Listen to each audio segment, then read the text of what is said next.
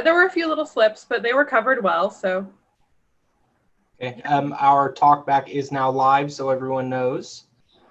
It hasn't hit the Facebook page yet, but it will be doing it shortly. Oh, Francie watched.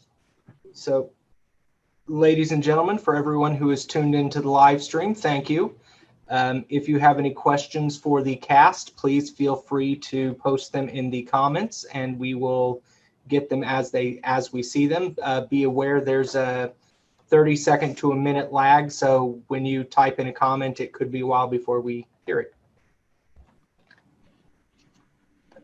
And while we are waiting, hold on. I actually had it up there, so if you heard that, that was the lag. We have some cast members in this that haven't done the quarantine theater before. In fact, we have someone joining us from California. Keisha, I don't know where you're at, but I'm in Kansas City. There you go. So we've got people from a broad distance joining us tonight.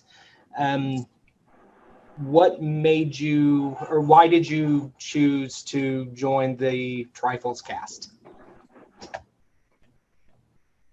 Well, I saw that Chelsea, our director, posted that she was going to do Trifles, and I read Trifles as one of the plays in a drama class that I took in college, and I really enjoyed it, so I commented, I love that play, and Chelsea asked me if I would like to be in it, and I said sure.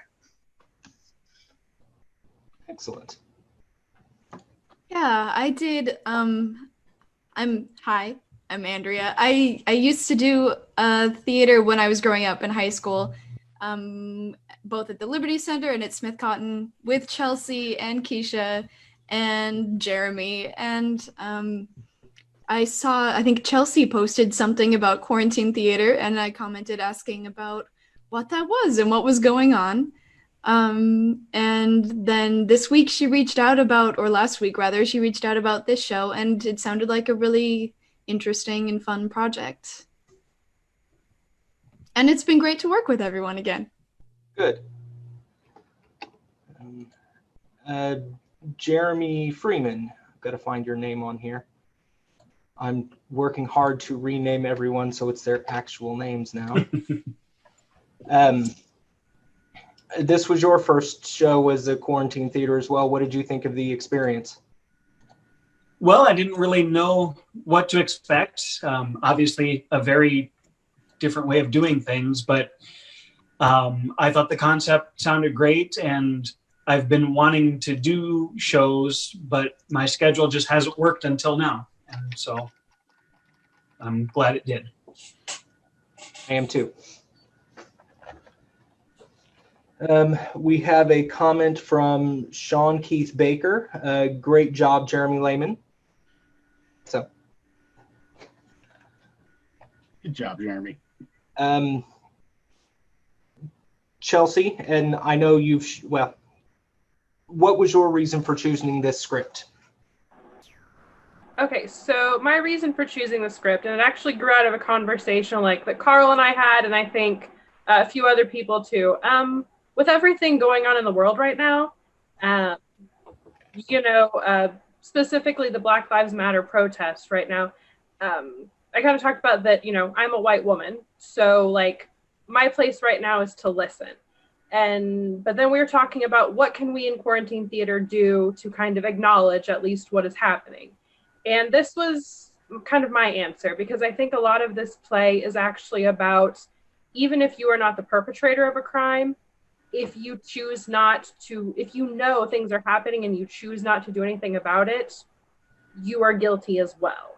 That's really what Mrs. Hale and Mrs. Peters kind of work through. And then you have some characters who willfully ignore what is happening. Unfortunately, the men in the show are kind of awful. And we talked about that as a cast too, that, they just are. Too, and the women being able to empathize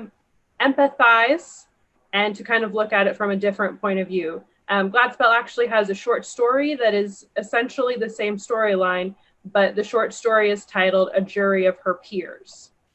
acknowledging that in 1916, when this was published, you know, if Mrs. Wright had come up, this had been a jury trial, the jury would not have been of her peers.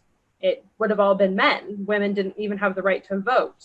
So in this, we get, she is tried by a jury of her peers, two women that understand maybe what could have driven her to this. And I think that's another important thing with this play to look at is, while we may not agree with her actions, I mean, the play clearly implies that she killed her husband. And while we may not agree with her actions, we can begin to understand the things that would have driven her to that. Mm-hmm. The repeated abuses over years, these things that had happened, you know, why in her mind that would have been the thing to do. And even how the kind of twist, I don't want to say, the kind of justice of it to her, that he wrung her bird's neck, she wrung his neck. Mm-hmm. So there's I think a lot to this play, especially for it being as short as it is, that is still very relevant and speaks to a lot of things happening in 2020. Yeah. So, Amber asked a question, more of a comment. What year was this written? I believe the publication date on it was 1916, but I could be wrong on that. Amber thought it was interesting that a show this old actually addresses spousal abuse, because that very much in the story there was a lot of, I can't even think of the words that I'm looking for, emotional abuse, and it seemed to be the central theme of the play. We have a question from Win Moreno. This is for the actors, was it difficult to get a sense of rhythm and timing with your dialogue over Zoom?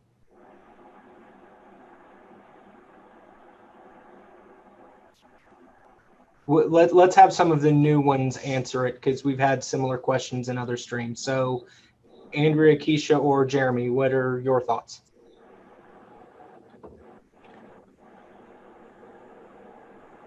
I think it definitely took me a few times reading through before I kind of got the back and forth, especially since my character and Andrea's character feed so much off of each other. And so it really took, I feel like, a couple of read-throughs before I even felt like I could have a conversation, really. You know, because there's the whole, where do you look whenever the person you're talking to is not in the same room as you?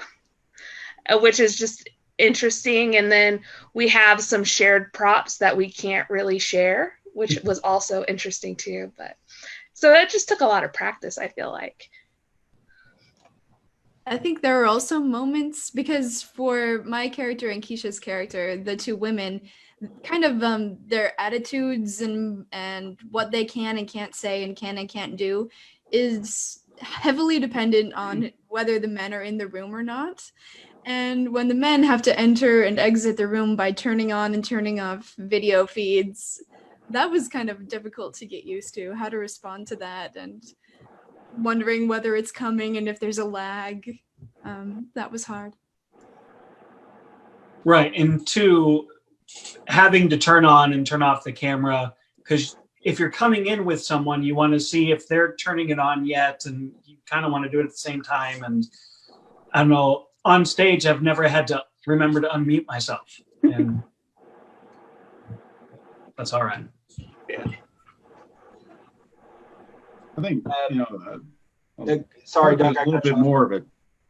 The part that was a little bit more of a challenge on this one is, especially for Jeremy Freeman and myself, there's a couple of scenes where we don't even have a word to say, but we're there, and so it still is important, because like with the one scene, he was like, "Ooh, let's all go outside," because we're coming from upstairs and then going outside. So obviously, Jeremy and I would be following along with the attorney on it. So that was probably perhaps one of the more difficult scenes, just because you have to get the timing of the video right. And then at the very end, for those, I hope you caught it, when Andrea and Keisha were passing things to each other, then Jeremy and I walked out and we see this.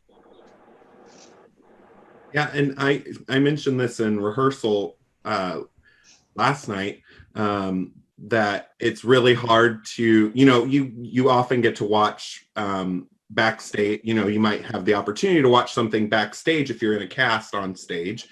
But we're getting to basically see what the audience is seeing from their perspective.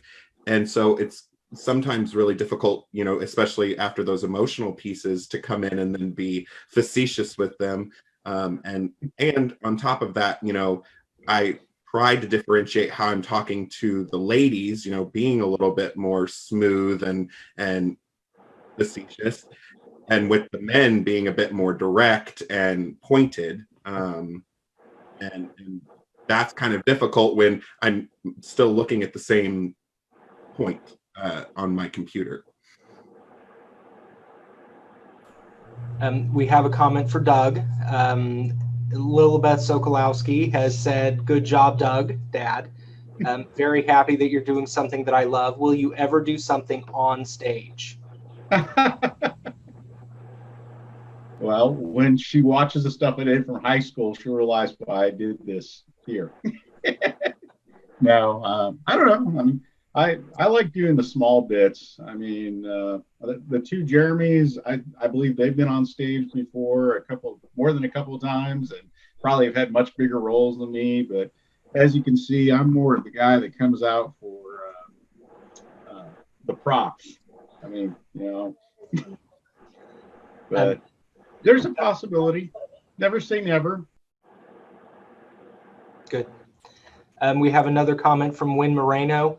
"The passing of shared props was clear. Good work." Thank you, Win. I'm glad it worked for you. And Doug, Amber said that she loved your notebook, by the way. Took hours to develop. The other part, getting back to something else that was asked and kind of allude to this, is if you notice, we're all wearing very, you know, it's supposed to be really cold. Well, I don't know what the temperature is, Andrea, for you, but it's, you know, 70, 80 degrees, and here we are wearing these thick jackets. So that was kind of, thankfully I got an air conditioning vent right next to me though. Yeah, I was going to ask if anybody turned their air conditioning on full blast to like properly get into character or not. I've got a fan just off camera, so yeah.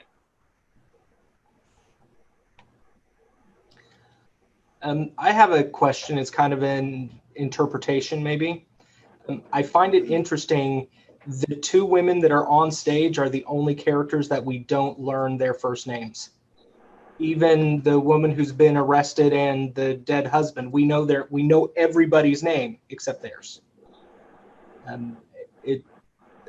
Thoughts? I guess, is there a question there? I don't know. Thoughts? I was kind of thinking about this earlier. I think it's interesting because even with Mrs. Wright, she's either referred to as Mrs. Wright or Minnie Foster.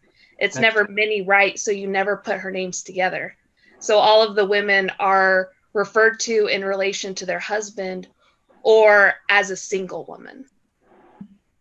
And likewise, Wright is referred to, Mr. Wright is sometimes referred to as just Wright, and nobody questions that they're talking about the man in that situation. And I noticed that both women referred to their husbands as Mr. whomever. Yeah, every single time. Yep. Right. The only person that we refer to by first name is John Wright. Mm-hmm. Well, and the sheriff calls me by my first name. How disrespectful, Sheriff. Sorry. The women also refer to each other as Mrs. Hale and Mrs. Peterson, which is also interesting to me. And I wonder if, like, after this experience, if they use each other's first names. I assume they know them. How that would change after this. So. Yeah, it's just something that struck me, and I hadn't even picked up that it was Minnie Foster or Mrs. Wright, that had never been connected. I hadn't noticed that. That's really cool. We've been going 15-ish minutes. I think our audience has asked about all of the questions that they want. Thank you everyone for tuning in to the talkback session. If you have any further questions for us, or if you would like to be involved with the Quarantine Theater streams, please feel free to leave comments or contact the Liberty Center. Thank you, everyone, and have a good evening.